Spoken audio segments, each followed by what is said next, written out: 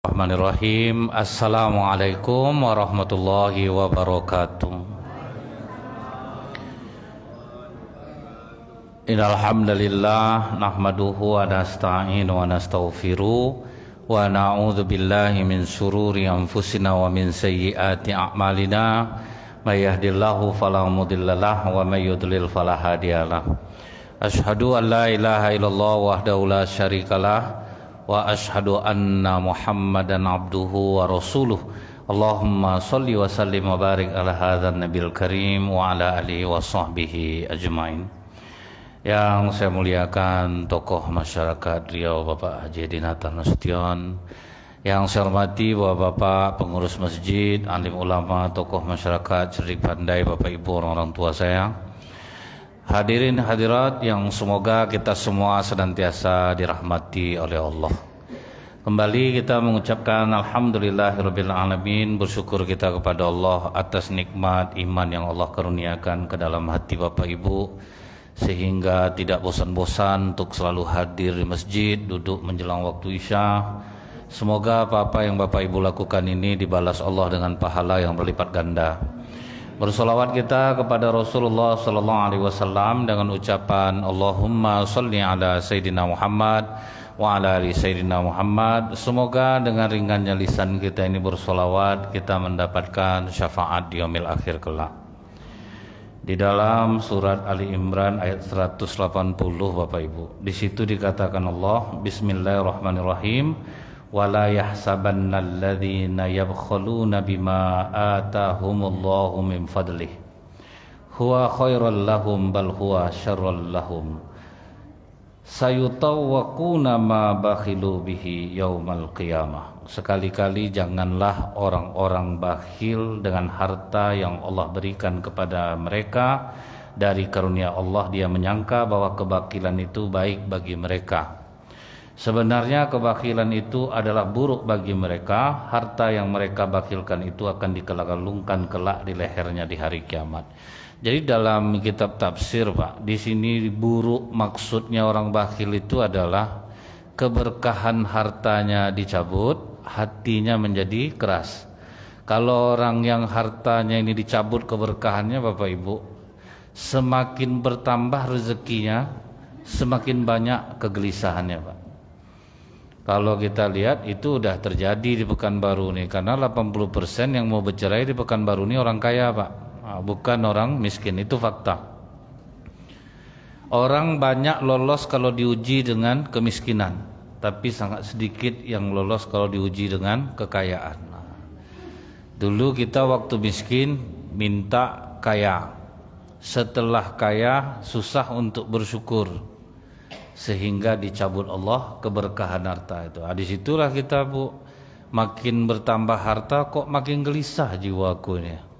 Seharusnya makin tenang dengan ada harta itu, tapi rupanya Allah siksa kita dengan kenikmatan itu Pak. Nah itulah Bu ya, yang menyebabkan kadang kita mau subuh ke masjid itu berkali-kali menggoncang kunci pintu itu. Itulah tuh Pak, dicabut Allah keberkahan harta itu, gelisah kita Pak. Akhirnya pintu rumah Bapak Ibu itu bukan rusak karena congkel maling Pak, berpuluh tahun kena goncang tuh Pak, KO juga besi itu jadinya. Kan mentes-tes tuh Pak ya, ngetes-ngetes pintu keluar. Sampai tidak bisa kita menggunakan nikmat Allah ke masjid Bu, bawa sendal bagus takut hilang. Akhirnya dibawanya lah sendal kiri sama kiri ke masjid Pak. Sampai pusing orang maling nengok kok kiri aja sendal orang di masjid. Ya, itu bukti apa Pak? Keberkahan dicabut. Bangkit rasa takut. Nah, kalau udah bangkit rasa takut tuh banyak kecemasan jadinya Pak. Takut kehilangan. Akhirnya diburu bagaimana bisa mendapatkan harta, dengan cara apa saja digunakan. Dan itu yang pernah saya sampaikan Pak, saya ketemu orang kena penyakit ALS, itu dalam 1000 Bu, hanya satu yang mengalami penyakit itu, amyotrophic lateral sclerosis, penyakit saraf langka Pak, hidup segan mati tidak mau. Itu penyakit memang tidak bisa apa-apa Pak. Berkali-kali doa minta mati, tidak juga mati-mati itu Pak. Saya supaya Bapak tuh tidak tersinggung, saya bertanya itu makanan-makanan apa nih Pak yang menyebabkan kita sakit seperti ini. Jawabannya kelakuan, Ustaz. Kelakuan yang membuat sakit macam ini. Karena ini sakit langka. Jadi ini berhubungan dengan apa yang saya lakukan di masa lalu untuk mendapatkan harta. Sudah diburu harta, dicabut keberkahan, takut kehilangan. Akhirnya saya berusaha untuk bisa saya menang tender ini, apa yang harus saya lakukan. Jadi dukun main, suap main. Nah gitu caranya, Pak. Jadi syirik saya ya juga, nyiram ya juga. Nanti setelah berhasil lagi, kirim lagi. Nah itulah akhirnya uang ketika banyak tuh Ustaz, nafsu tuh betul-betul dilepas betul ya dia. Nah, disitulah makin timbul rasa cemas, makin timbul rasa gelisah. Ternyata itu yang dimaksudkan dalam surah Al-Imran 180 ini. Kemudian hati menjadi keras, Bu. Kalau dinasihati orang itu agak tersinggung gitu, Pak. Misalnya, Bu, didoakan orang semoga Bapak dapat hidayah dari Allah. Untuk kau aja lah doa itu. Kalau untuk aku tak payah lagi itu. Harta aku ada, itu jadi keras. Nah, kalau kita ingat lagi, Bu, peristiwa Qarun itu kan dia ngomong ke Nabi Musa sampai diabadikan Allah dalam Al-Quran. Itu aku mendapatkan ini karena ilmu aku, karena kecerdasan aku, Musa. Langsung dia mengakukan dirinya itu, Pak. Padahal, Bu, ya, dia yang memohon kepada Nabi Musa, tolong doakan aku kaya. Karena dia orang soleh Qarun ini, Pak. Sampai gelar Qarun itu Al-Munawwir, Pak. Saking bagusnya suaranya kalau membaca Taurat. Meleset rupanya pas kaya, Pak. Malah dia menganggap ini ilmu aku, makanya aku jadi kaya. Hati menjadi keras. Jadi bila mana sekarang ini Bapak Ibu ya, kalau kita perhatikan orang-orang bakhil sayangnya tidak ada di jamaah kita nih. Pasti hatinya keras, Pak. Kalau jamaah kita nih udah teruji nih semua nih, Pak. Apapun nggak ada lagi yang dihitung-hitung. Tapi Bu, kalau orang-orang yang keras hati itu tuh bagaimanapun dia dicimeeh mengenai bakil dia tuh, Pak, ketawa dia, Pak. Nggak tersinggung dia lagi, Pak. Udah nggak ada apa hati lagi. Kakak nih lah asal diajak makan tinggal terus dompet. Ya macam mana lagi? Yang tinggal dompet aku mau diapakan? Ada cuek dia, Pak. Aduh. Kebal, Pak. Pokoknya gimana pun mau dicecar, dihina dia, dicemooh dia, aman jiwanya. Seharusnya jiwa yang macam itu ada pada kita orang beriman nih, Pak. Kebal dia. Memang tidak ada tersinggung sama sekali. Itu berarti sudah masuk keras hati, Pak. Nah itulah, Bu, ya, Rasulullah mengatakan barang siapa yang diberi harta lebih oleh Allah tetapi ia tidak mau berinfak atau menzakatkannya, maka harta itu pada hari kiamat berubah menjadi ular yang di bawah mulutnya itu ada dua, kemudian dikalungkan ke lehernya dan mematuk kedua bibirnya sambil berkata, aku adalah harta simpanan. Jadilah dia sejenis ular. Tapi kalau orang pelit dengar ini, ngalah kan besok di neraka ramai-ramai ya, Pak. Kalau orang, Pak, kalau memang betul, Pak, saya langsung saya patahkan, saya tahu dalam hati itu, Pak. Kan banyak kita ini kan bagian dari jamaah juga nih, Bu. Kadang saya dengar pengajian gitu, Pak, misalnya duduk di belakang tuh kan dengar Ustaz jangan iyalah dia ya, Bang, ya. Saya dengar di belakang tuh, Pak. Jangan dia pula gaya ya. Jadi kita tuh tahu, Bu, bahwa kita di lapangan ya, Pak, ya, pasti ada lah. Kalau yang merasa kikir itu ya lah neraka lama lagi itu. Nah itu, Pak. Nah kemudian apa kata Imam Razi membagi kewajiban masalah harta ini ada 4, Pak. Yang pertama, dibelanjakan harta untuk dirinya dan keluarganya. Kalau kita ingat, Bu,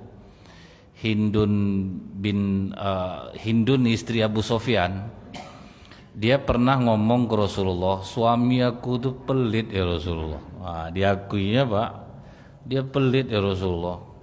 Kadang untuk kami ini betul-betul ditakar-takarnya betul. Maka kata Rasulullah, ambillah dari dalam saku bajunya, tapi jangan berlebih-lebihan. Dihalalkan, Bu, istri mencuri uang suami yang pelit. Tapi kalau ketahuan tolong jangan bawa nama saya, Bu. Mohon saya. Ini hadis ini, Pak. Artinya apa? Ternyata ada laki-laki ini yang bakhil membelanjakan harta untuk keluarganya. Dan di zaman Rasulullah aja ada, dan itu di kalangan sahabat loh Pak. Ternyata ada yang memang hitung-hitungan dia sama istri sama anaknya Bu. Padahal sebaik-baik perbelanjaan tuh Bu, mau kita infak fisabilillah, mau kita nyumbang kemana, yang paling bagus itu adalah yang diinfakkan untuk keluarga. Itu yang paling besar tuh. Makanya kalau suami itu makin boros dia sama istri, makin kaya dia. Jadi kalau untuk menengok orang yang boros sama istri itu kaya-kaya dia. Kalau macam saya ini agak berhitung nih, maka payah kaya nih Pak. Tengoklah di sekitar kita nih, yang kaya-kaya Pak ya, pasti itu karena mereka itu betul-betul untuk istri, untuk anak, royal. Nah kadang kita ini kan Pak berat-berat sebelah. Memang laki-laki ini harus berbakti kepada orang tua, tapi jangan pula lah sampai istri menderita pula Pak. Wah, dia mau ngasih maknya, ngasih bapaknya, itu memang bagus. Tapi jangan gara-gara itu sampai istri pun susah untuk belanjanya. Dan orang banyak Bu mengartikan belanja istri itu sama dengan untuk makan, minum, sandang. Beda Pak. Belanja pribadi itu beda Pak. Ini udahlah ngasih 50.000 Bu, di situ semua Bu. Sewa rumah, ansuran motor, situ semua Pak. Lauk mau dendeng lah Bu. Kadang entahlah. Tidak usah cuat-cuan kali lagi Bu, jangan kecil hati lah Ibu lagi. Dia beda sebetulnya Pak. Nafkah, belanja itu beda. Jadi makin royal orang untuk membelanjakan diri sendiri, tidak hitung-hitungan jadi ya Pak ke dirinya. Saya sangka Pak tidak ada orang berhitung untuk dirinya, ternyata ada Pak. Contoh di kalangan sahabat ya Bu ya. Tapi tidak disebutkan dalam riwayat ini namanya, karena menengok pakaiannya itu aja Pak buruk, datanglah kawan ini duit 4.000 dirham, kau belilah pakaian kau. Tuh singgung dia Pak. Kau bilang tidak berduit aku memang gaya aku macam ini, aku memang tidak mau bermegah-megah tuh. Kau udah menyinggung aku nih, aku sampaikan kepada Rasulullah. Begitu dia ngadu sama Rasulullah, diceritakannya kata Rasulullah, celaka kau udah dikasih Allah nikmat, kenapa tidak engkau perlihatkan? Itu Pak. Jadi bapak mau pakai mobil bagus, mau pakai jubah bagus, senang Allah Bu, aku kasih dia nikmat, dia nampak nikmat itu. Janganlah dikira Bu, aku mau sederhana-sederhana ya, benci Allah nengok kita Bu. Dari kasih nikmat Pak, tidak mau beli yang bagus. Itu yang ditanya sahabat, ya Rasulullah, aku ini pegaya ya Rasulullah. Kuda ingin yang bagus, jubah ingin bagus. Apa ndak sombong aku ini ya Rasulullah? Kata Rasulullah, Allah itu maha indah, menyukai keindahan. Sombong itu adalah mengingkari kebenaran, menganggap rendah orang lain. Nah itu yang tidak boleh. Bapak ibu mau pakai pakaian semahal apapun tidak ada masalah dalam Islam Pak. Yang tidak boleh kalau misalnya bertanya orang, bagus jubah bapak Pak, berapa Pak beli Pak? Kumpulkan jubah bapak satu lemari ya. Tidak imbang sama jubah saya satu nih. Itu yang tidak boleh. Kalau selebih itu boleh. Nah jadi itu membedakannya Bu ya. Jangan aku mau sederhana, aku tidak mau pakai pakaian yang begini. Ternyata enggak. Justru Rasulullah mengatakan pakailah, kau tidak tergolong orang yang sombong. Jadi kalau kita dikasih nikmat sama Allah, tolong perlihatkan dalam tanda kutip, tidak untuk flexing, tidak untuk dipamer-pamerkan Bu. Kalau kita sekarang Bu ya, kita lihat orang banyak berharta kan untuk flexing Pak ya, untuk personal brand. Dia ingin menaikkan personal brandingnya Pak. Usahanya berhasil, ini lihat dia gaya-gayanya, mobil-mobilnya, itu yang tidak boleh dalam Islam Bu. Karena berapa terkecil hati orang menengoknya jadinya Bu kan. Nengok orang kaya tapi dipamerkan itu tersedih orang. Sama kadang Bu, ibu misal berduit Bu, cerita sama orang miskin, heran aku nengok suami aku nih yang 5 juta semalam belum habis lagi, tadi pagi lah ditransfernya lah 10 juta. Kawan ibu yang miskin tuh Bu udah macam ikan salai matanya mendengarkan ibu cerita tuh. Dia maksudnya tuh diperhatikannya, diangguk-angguk, karena nanti entah kok terlempar agak sikit, kan itu harapannya sebetulnya Pak. Jadi kalau kita mau cerita macam itu tuh Bu, ada yang mau kita kasih Pak, itu enggak apa lah.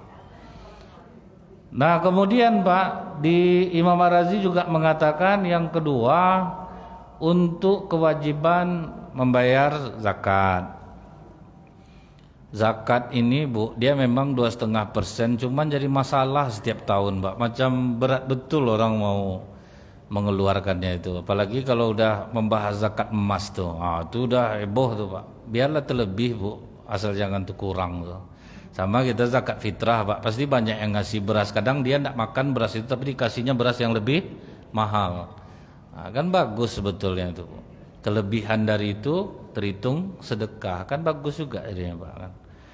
Nah kalau kita lihat ternyata sahabat Rasulullah juga yang berkasus masalah zakat ini juga ada. Jadi apa yang terjadi di masa sekarang itu Pak terjadi di masa Rasulullah, dan itu sudah masyhur kita dengar.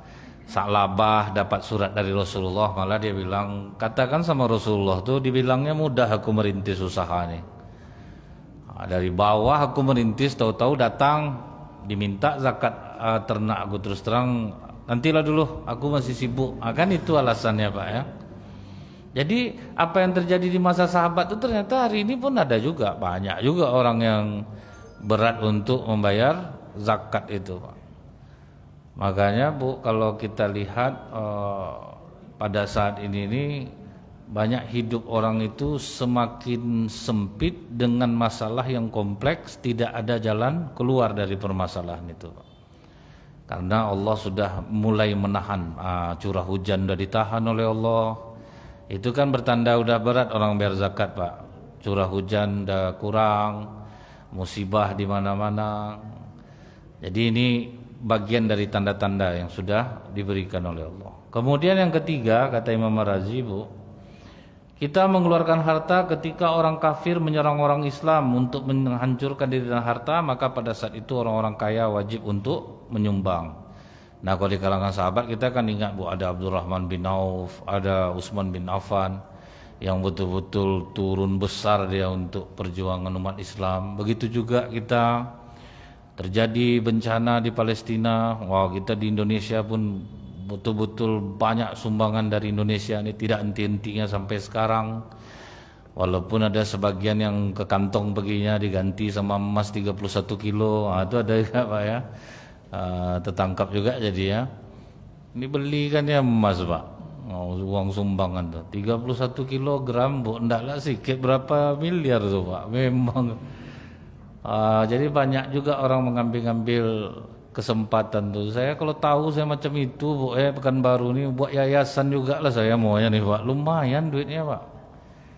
Tinggal bilang aja gitu Bu ya, langsung orang curah membantu. Kadang-kadang ada juga terpikir buat yayasan lah saya ini, enak duit umat nih rupanya Pak. Orang betul-betul kalau untuk itu tuh kan kencang ngeluarkannya Pak kan. Nah kemudian yang keempat kata Imam Ar-Razi adalah membelanjakan harta untuk menolong orang-orang yang dalam keadaan terjepit, dikhawatirkan akan membahayakan jiwanya. Di situ kita tidak ada istilah hitung-hitungan lagi itu Bu.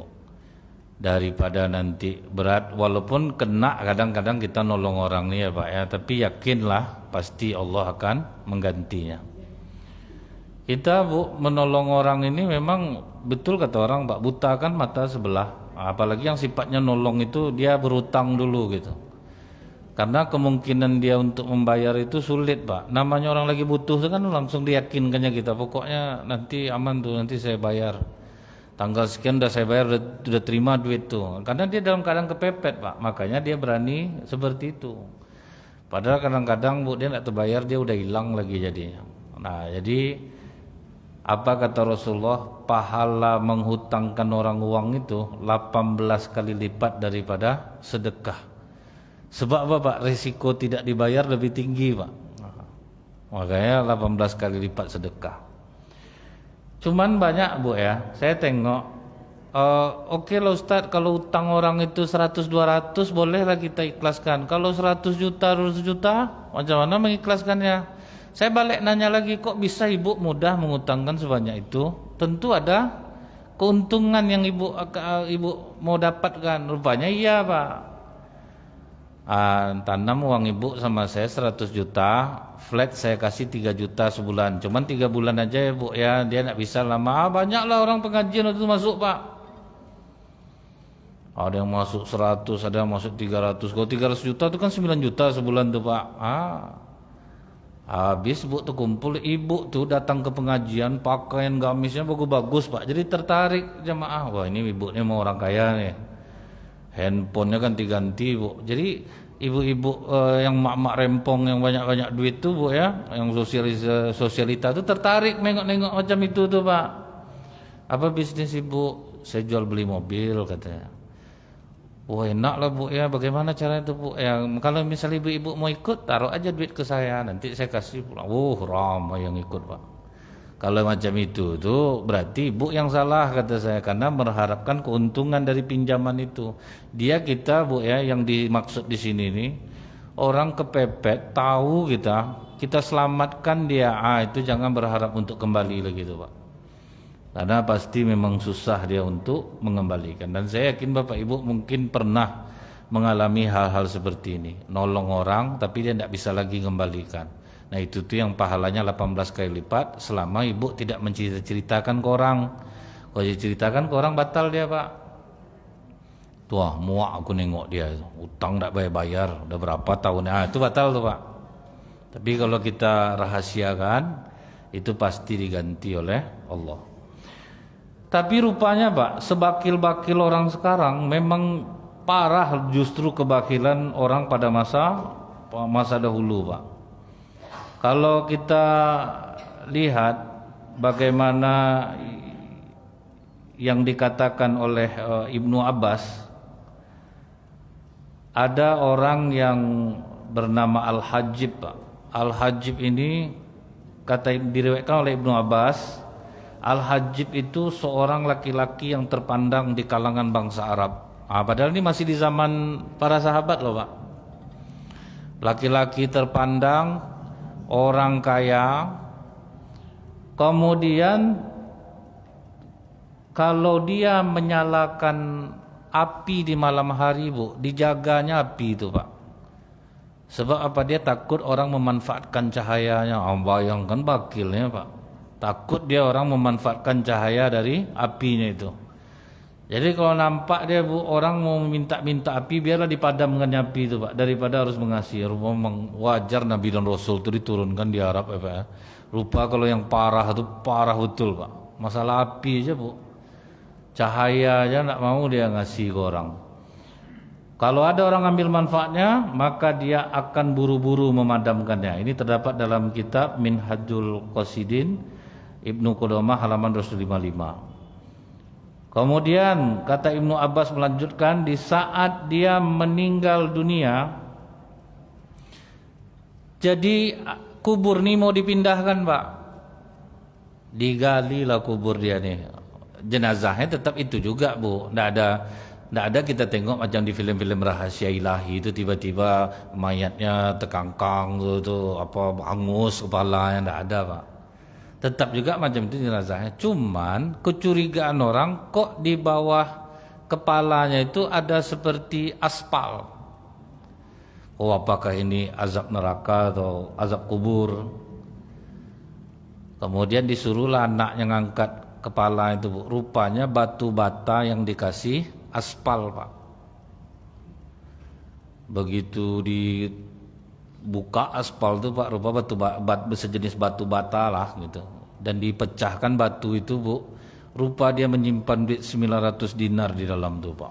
Itu bakil dibawanya mati duit itu pak. Dia tersiksa di kubur, akhirnya keluarganya mendapatkan 900 dinar. Dan rupanya itulah bu ya, ada artis terkenal dunia yang memang tidak mau sama sekali membantu keluarganya pak, tidak mau dia pulang-pulang kampung lagi. Semenjak ada orang minta duit, dia tidak pulang-pulang kampung, dia lupa saya nama artis itu. Bahkan ada yang sama sekali tidak mau memberikan anak-anaknya. Memang udah ditulisnya tidak ada hartanya sedikit pun untuk anak-anaknya. Jadi orang-orang bakhil itu ternyata ada pak ya, rupanya ada. tapi tidak ada di antara bapak ibu. Nah, yakin saya itu. Nah, kemudian Pak, apa kata Rasulullah, dua karakter yang tidak mungkin terkumpul pada diri seorang mukmin, yaitu pelit dan perangai buruk. Itu tidak mungkin ada di diri seorang mukmin. Jadi orang mukmin tidak mungkin pelit. Tetapi kalau dia pelit Pak, berarti dia tidak tergolong orang mukmin sekalipun dia masih sholat. Nah, dia sholat, dia banyak tuh Bu ya. Kalau saya lihatlah di kehidupan kita bermasyarakat, itu paling suka kalau wirid-wirid ibu-ibu Bu, kue belum dibagi lagi udah dimasuk dalam tasnya. Itu salah satu tuh Pak. Ternyata memang ada gitu. Dimasukkan ya Pak dalam tasnya. Baru sampai kalimat innama amruhu idza arada syai'an, dia udah sibuk Pak menyalin kertasnya. Udah lari-lari ramai ibu tuh innama amruhu idza arada syai'an, enggak peduli dia Bu. Tuh. Ada, memang ada tuh. Dari ya Bu ya, pokok dikumpulkan ya Pak, sama kue-kue ustad lewat Bu. Enggak ada. Enggak peduli pada berapa lah garis soles tuh Pak kan. Resoles tahu isi berapa harga itu. Jadi ini tidak mungkin ada di diri orang mukmin, tapi rupanya ada Pak. Itu yang bingungnya itu tuh. Kenapa kok bisa ada di diri orang mukmin? Dan hal-hal seperti itu tuh Bu ya. Dan terjadi memang di lapangan. Saya ingat dulu bulan puasa. Jadi masjid itu macam masjid kita ini lah Bu, selalu mengadakan buka bersama setiap hari selama bulan Ramadan. Ibu ini memang udah ditandai orang Bu, jam 5 dia udah sampai masjid, bawa teko dari rumahnya. Disaldinya lah teh tuh Pak. Tuh diambilnya mihun-mihun, dibawa pakai piring. Memang dicabut Allah rasa malunya Pak. Enggak peduli Pak, mau diejek orang, enggak peduli dia Pak. Sudah diantarnya di rumah Bu, balik Pak. Orang mau buka tuh, buka lah di masjid Bu. Rupa tuh untuk stok lah tuh Pak. Untuk stok lah. Nah jadi ternyata ada gitu Bu. Yang pengejar gratisan padahal dia mampu tuh Pak, memang ada. Jadi kalau kita lihat kenapa orang tambah susah-susah aja hidup, takutnya dia punya mental itu Bu. Dia hanya diberi tapi tidak mau memberi. Orang hanya berpesan udah tuh selesai sama bapak tuh selesai nanti. Tidak perlu kita turun itu Pak, kebiasaan itu itulah. Akhirnya tidak dapat kita keutamaannya. Dan terbukti yang dikatakan Rasulullah itu Bu ya, orang yang dermawan dekat dengan Allah, dekat dengan surga, jauh dari neraka. Karena orang dermawan pasti orang sayang sama dia Pak. Jadi dekat sama manusia Bu, dekat dengan surga. Dekat dengan surga kalau diartikan di dunia ini Pak, tenang Pak, aman dia Bu.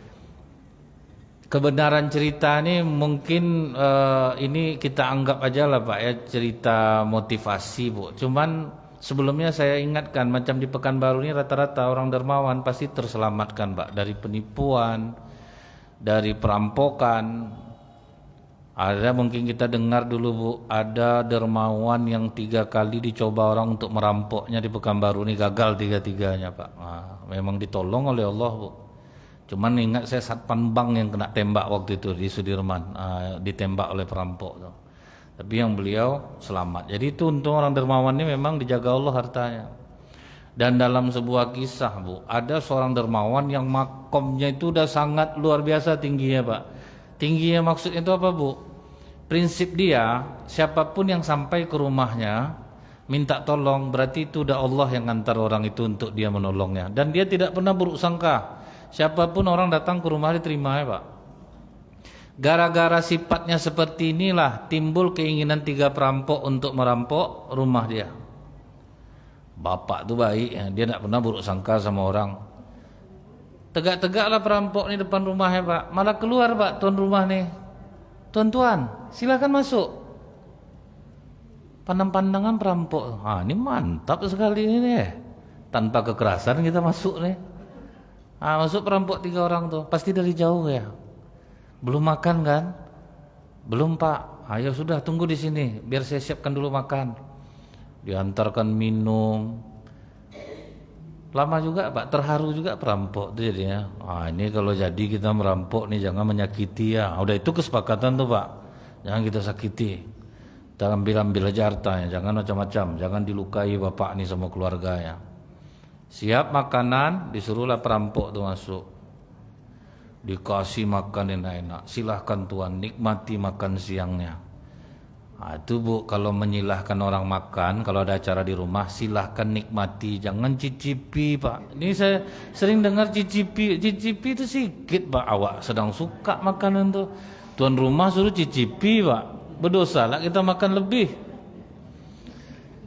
Padahal sebetulnya bukan itu maksud tuan rumah itu, cuma saya candain Bu, cicip sedikit bisa Bu, kalau nikmati kan bisa banyak Pak kan. Silakan nikmati makan siang, tapi sebelumnya Tuan sebentar, kata orang kaya ini. Didorongnya lah anaknya Bu, pakai kursi roda.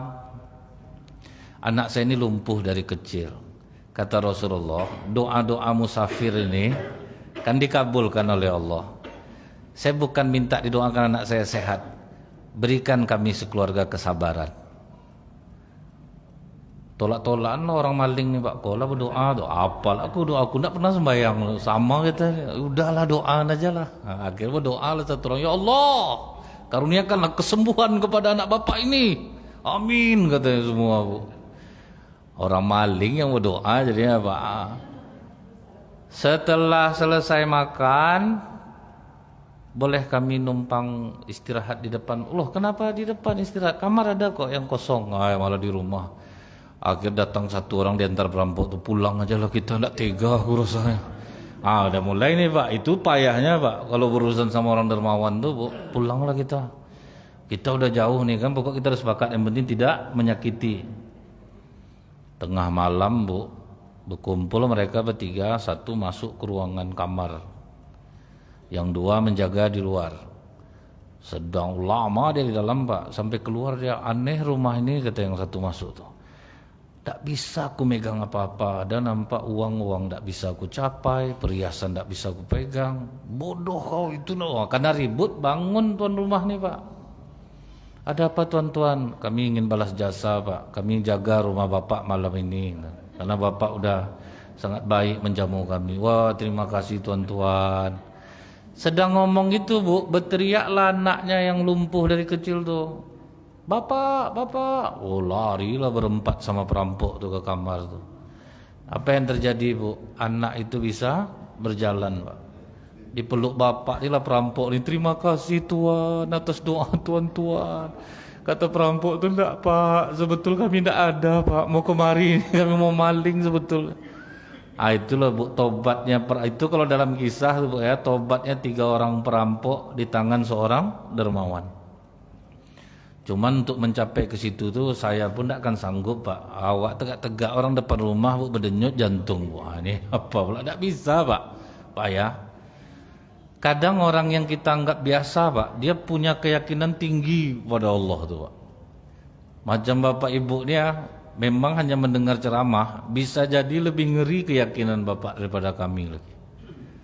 Bisa mungkin lebih kuat ketangguhan, ketenangan jiwa bapak ibu daripada kami lagi. Jadi memang tidak bisa gitu Pak ya, masing-masing orang tuh sudah dikasih Allah beda-beda Bu keimanannya itu.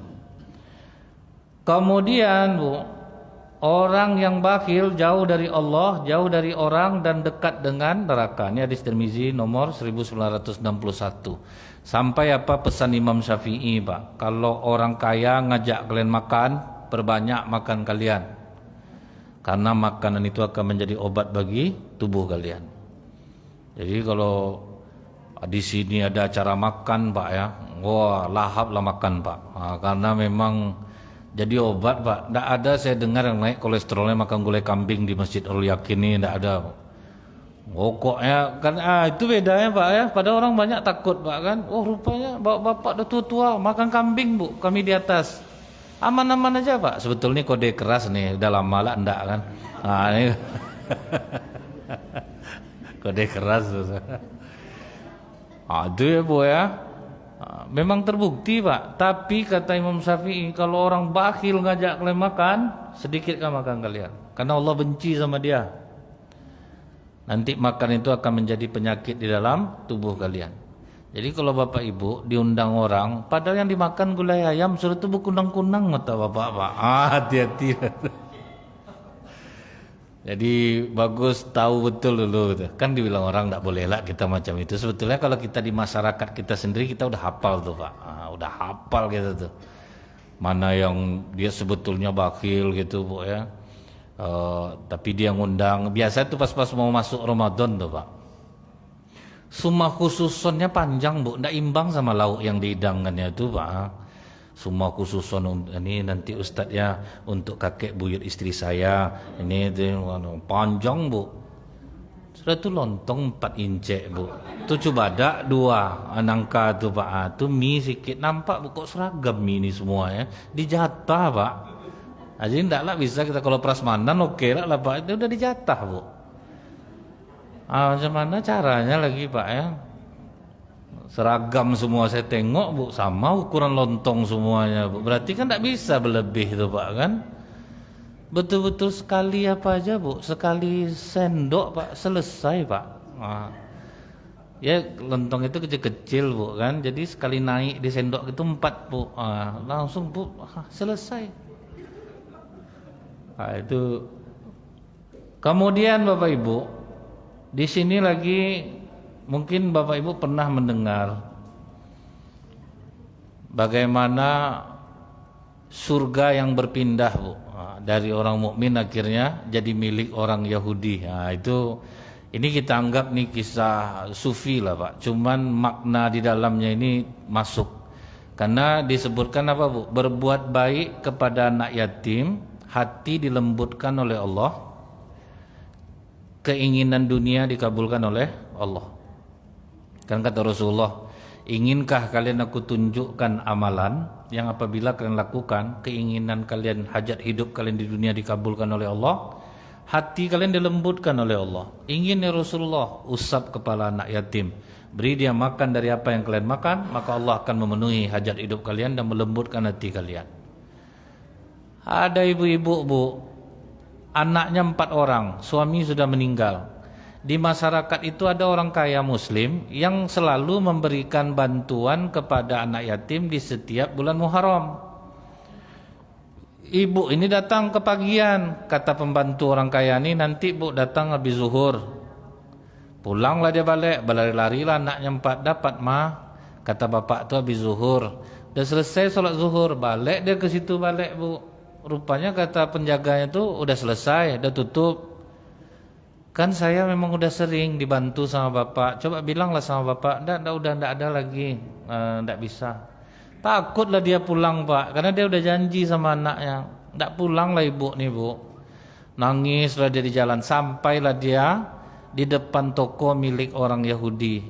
Orang Yahudi itu jual makanan Pak. Duduk dia di situ Bu, karena dia nangis keluar orang Yahudi ini. Ditanyanya, kenapa ibu menangis? Saya takut pulang. Kenapa takut pulang? Karena saya tidak bawa makanan untuk anak-anak saya. Suami ibu mana? Suami saya sudah meninggal. Tadi saya janjikan ke anak-anak itu pulang habis zuhur saya bawa makanan. Memangnya kalau misalnya dalam agama Islam tuh kalau membantu anak yatim tuh apa yang didapatkan? Akan bersama Rasulullah sedekat jari ini di surga.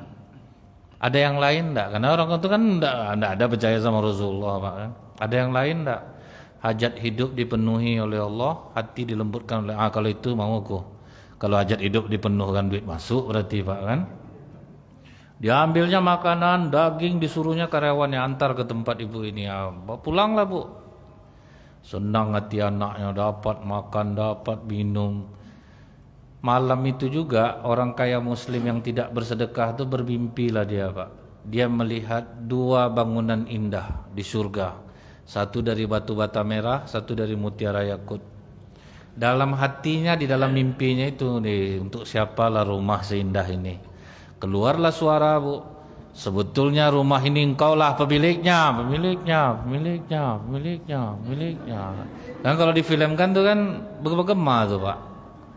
Kalau engkau siang tadi memberikan sedekah kepada seorang ibu yang memiliki 4 orang anak yatim di rumahnya.